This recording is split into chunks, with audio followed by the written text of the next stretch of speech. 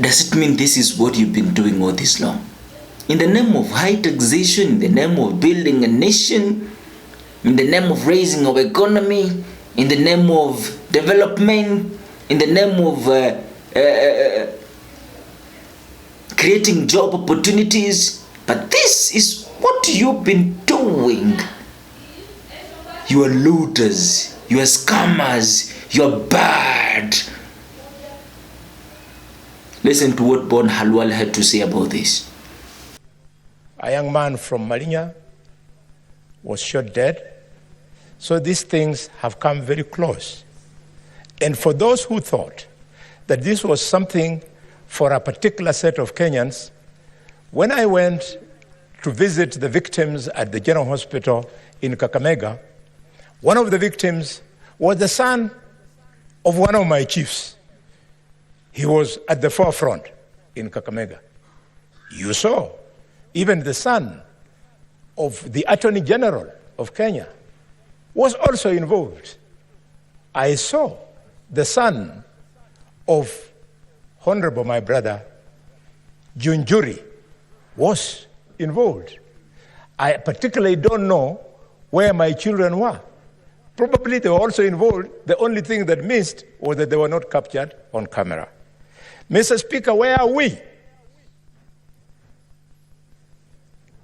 4 things that are unprecedented have taken place. The first one is that for the first time in the history of this country, the president refused to assent to the finance bill. It is unprecedented. 2, Mr. Speaker, the youth did what they did. Some people call it inversion of parliament. Others call it desegregation of parliament. I don't know what to call it. I can only say they did what they did. Mr. Speaker, never in the history of the 4 presidents we have had in this country have they ever contemplated on deploying the military the way we did. Mr. Speaker, finally, you saw across the whole country members of the public torching homes and properties of elected leaders. We are indeed in a bad place, and therefore, as we say in our community, when you are mourning, you don't mourn with shame. We must speak to it, as I wish to do now. Mr. Speaker, we are where we are today because Kenyans hate and are angry with the ongoings in the country. And if we don't speak to them and take action, we will go nowhere. It was never the finance bill. It was simply that the finance bill was a trigger. Why? Because public servants, led by ministers, are very, Mr. Speaker, corrupt. And people hate this, and people are angry. Yesterday, colleagues, I was called by a minister whose name I don't wish to bring on the floor because it's not necessary. And he was very angry with me for the position that I have taken, especially over the weekend in Nabaholo, over corruption in the cabinet. He told me very many strong and bad things. Because people who the other day we were working with here want to think because the Constitution has given them a different office as opposed to the offices as ourselves we have been given, they are therefore in high heaven, they should be worshipped. Nobody should mention their name, even when they are wrong. Mr. Speaker, people are angry and hate public servants because of our own making. The public display of wealth and opulence, unless members of the public can quickly see where you've gotten it, they will not be happy. Over the weekend, I was speaking of a young member of parliament from my community who has bought a helicopter. And I know him very well. I wish him well to continue accumulating wealth. I wish him well to continue accumulating wealth. But please, I'm asking the president to ask himself, how can the membership of an MP to a committee of parliament be the basis for him to be able to afford some of the things that are not affordable? Honorable Didmus Barasa, take it easy.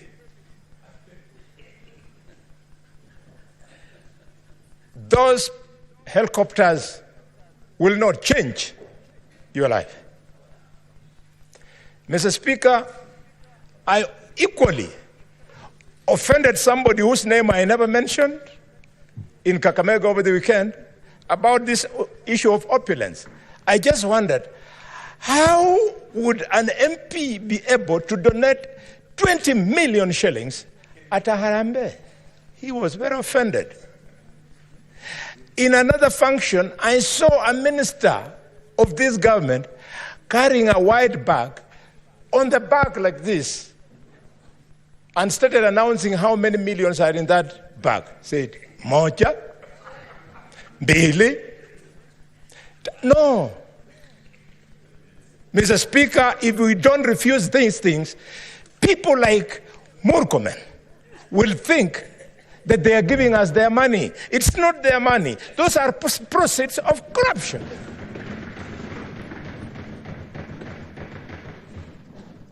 This House is saying no. Because of that anger, look at what our children did. Mr. Speaker, people are angry and hate us as leadership because every weekend, helicopters, they crisscross the skies, all of them going to functions where these millions are being dished. Mr. Speaker, the fuel guzzlers that we drive, I know if you go to this parking, Mr. Speaker, you can see the difference between the vehicle four-wheel drive driven by your senators compared to those ones driven by members of the National Assembly. Yes. In the parking of the Senate, yes, you see Prados. Yes. But in the parking of the National Assembly, you see high-end vehicles that sometimes you only see. And why, Mr. Speaker? Because of an unconstitutional fund called CDF. That unconstitutional fund, the courts made a pronouncement that it was unconstitutional and illegal. How did we respond as Parliament? The National Assembly, without blinking an eye, went and exercised legislative impunity by twisting the act so as to be allowed to continue with that unconstitutional, illegal process.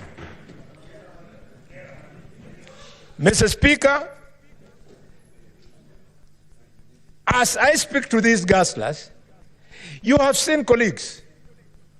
You are there struggling to rush to this Senate, then an MP, then a Secretary General of a political party comes with chase cars, his vehicle having the national flags with a siren, and the police does not arrest those people. The law is very clear on who should actually fly the national flag. The law should be very clear on whose convoy should be cleared with sirens. This is the impunity that is making our young people to turn against us. Mr. Speaker, I want to celebrate the President for the remark he made on Sunday during the interview that he was fielding questions. I did not support the fact that the President was fielding questions. I did not. Because I know that the President has people who are supposed to have fielded those questions. As like the leader of the majority was saying, the responses to security that the President was doing should either have been done by regular briefs by the IG or by Professor Kidura Kindiki. What was the President being put there, being humiliated by the people of the media? But I celebrate him for accepting that we have wasteful expenditure in several offices in this country. Professor respected Gitu Muigai gave, while in office, a legal advisory opinion on something called the Office of the First Lady. I urge you, colleagues, to go and read that opinion. He convinced me, and those who will read it after me, that the issue of First Lady is actually foreign to our Constitution. As if it's not enough, we had not only have the office of the First Lady, wife of the President, gobbling millions of shillings, we also have another one for the office of the wife of the Deputy President, another one for the office of the wife of the Prime Cabinet Secretary, another one for the office of the governors. I always say, God bless Kenya. If I had that ambition, then if I were to ascend to one of these offices that people think they should have those wives as first ladies, you would check my family. Who will be my wife? Who will be the first lady? Will be my first wife, my second wife, my third? Which one? Those are private family issues that should never be brought in public. I am a student of Michael Kijana Wamalwa. I am a student of George Welime Captain. I never saw Wamalwa's wife or George Welime's Captain's wife address any function, not in Luhyaland, not in their constituencies, nowhere else. Their purpose was to make sure that visitors have eaten. What became of husbands in this country? Mr. Speaker, very quickly, because the light is now on, people are angry and hate us because of impunity. The impunity you are seeing, that we have a director of public prosecutions who, from Monday to Friday, sits scheming on which language and which law to use so as to help people who are politically correct, criminals who have court cases, to be released. I don't know if that is why. I don't know if that is why we separated the office of the Attorney General from the office of the Director of Public Prosecution and made it an independent office. Not only from Kakamega, but the DPP is my sister's son from Malinya there. That it's not necessary. Let criminals who have stolen property, and you know them, go through the due process. If it was working, some of the ministers in office today would not be ministers. They became ministers because a corrupt parliament allowed them to become ministers, and then the DPP followed it up by withdrawing their cases. Mr. Speaker, impunity of tribalism. Leader of the majority, you have said it. Where will the children from the tribes where the president does not come from, where deputy president does not come from, where the prime cabinet secretary does not come from, how will they get jobs?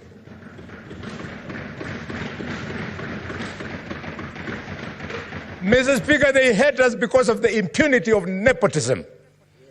I know of a cabinet secretary who has employed in his office 2 sons of, yes, Mr. Speaker. Mr. Speaker, the impunity, shooting members of the public dead. And they are set free. And we say we are living in a country of rule of law. Mr. Speaker, there is anger and hatred because the government is unable to fix this monster called CBC system. That system has killed free primary education. That system has destroyed the quality of education. For many years, my children have been doing the exam at Malinya Primary School, all of them. It's only right now that for the first time, my daughter, Sonia Inuni Khaluare, is now in class 7 junior secondary in a private school, because at Malinya Primary School, where we all went to, all my children and myself, it has collapsed. There are 2 teachers in a class of 150 teaching our children of the poor. So there's no learning going on, colleagues. Mr. Speaker, there is anger and hatred because of the insensitivity of this parliament. We are so insensitive that when the issue of housing levy was raised, we did not respond critically. Allow me just to conclude. Mr. Speaker, can I? Give Senator Boni further 3 minutes. Thank you. Mr. Speaker, the housing levy, I was shocked. We were addressed by the CS National Treasury, who told us that they were contemplating investing the money collected from the housing levy into treasury bills, meaning that we got money from members of the public and we are unable to absorb it. It therefore teaches me that we should have collected less to meet our capacity to absorb. Instead of wiping people's pay slips, and now we are unable to use that money. Mr. Speaker, finally, things to do. Mr. President, dissolve cabinet, reconstitute it. Mr. President, disband offices outside the Constitution, including CAS, including Prime Cabinet Secretary. It is not in the Constitution of Kenya.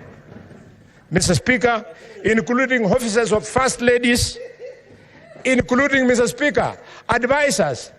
If advisors are useful, then what David Ndii is doing is not advice, is misadvice. Mr. Speaker, the president should quickly restructure the security organs by firing people, the IG included.